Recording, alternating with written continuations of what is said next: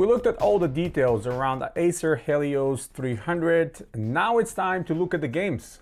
Hey guys, welcome back to our How It Says channel. My name is Ivan and today we're gonna run some tests and some games on the Acer Helios 300, and I'm going to compare it to my last year's favorite Lenovo Legion 5i Pro that has the older 11th generation i7 processor inside, but it has the RTX 3070 instead of RTX 3060 on this one. I was really curious to find out how this one is going to perform compared to the last year's, considering here we have the latest 12th generation CPU and we have DDR5, which in my mind was bringing in a lot of performance to this one. So let's run the games tests, and at the end we're going to talk about it in the conclusion.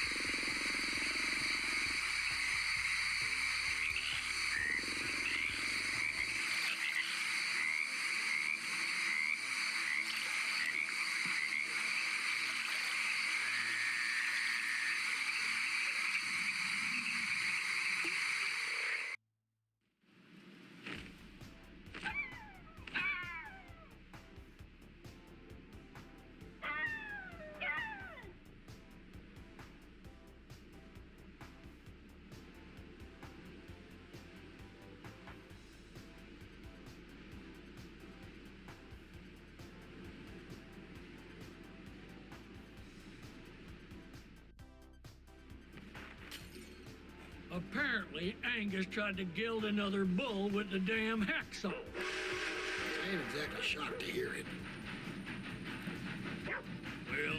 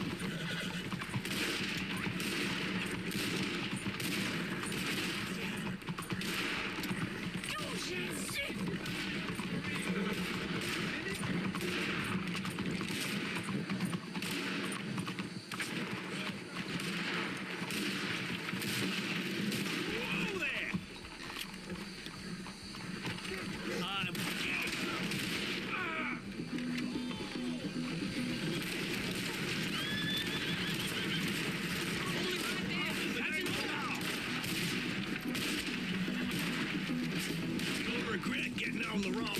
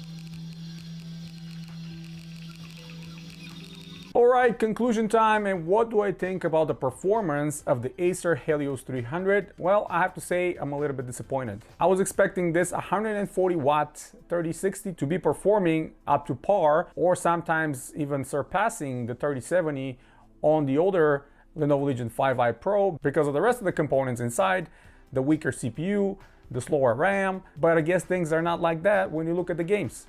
Yeah, absolutely. If you're running production, if you're running Cinebench and other CPU intensive tests and workload, this one will obviously win because of all the greatest things that Intel implemented in this generation.